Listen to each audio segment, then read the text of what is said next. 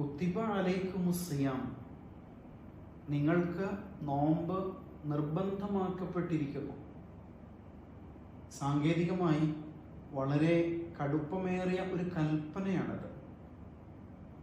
ഇങ്ങനെ മനുഷ്യരോട് വ്രതമനുഷ്ഠിക്കാൻ കൽപ്പിച്ചതിന് ശേഷം ഉടനെ അള്ളാഹു പറയുന്നത് നോക്കൂ, നീ രോഗിയാണോ, യാത്രക്കാരനാണോ, എങ്കിൽ ഇപ്പോൾ വേണ്ട കേട്ടോ, മറ്റൊരു സന്ദർഭത്തിൽ മതിയെന്ന്.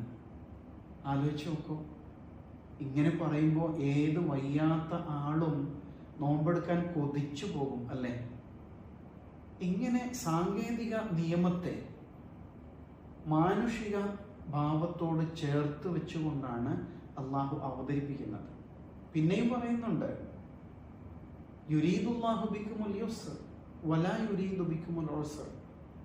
അള്ളാഹു നിങ്ങൾക്ക് എളുപ്പത്തെയാണ് ഉദ്ദേശിക്കുന്നത്, പ്രയാസത്തെ അല്ല എന്ന് പറയുമ്പോൾ അള്ളാഹു വീണ്ടും നമ്മിലേക്ക് ചേർന്ന് നിൽക്കുകയാണ്.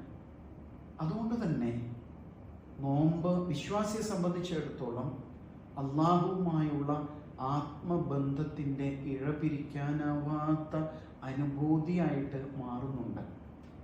നോമ്പ് ആത്മപീഡനമാണ് എന്ന് പലരും വ്യാഖ്യാനിക്കാൻ ശ്രമിക്കുമ്പോഴും വിശ്വാസിയും അള്ളാഹുവും തമ്മിലുള്ള ആത്മബന്ധത്തിൻ്റെ ആഴം അവർ അറിയാതെ പോകുന്നു എന്നാണ് മനസ്സിലാക്കാൻ കഴിയുക.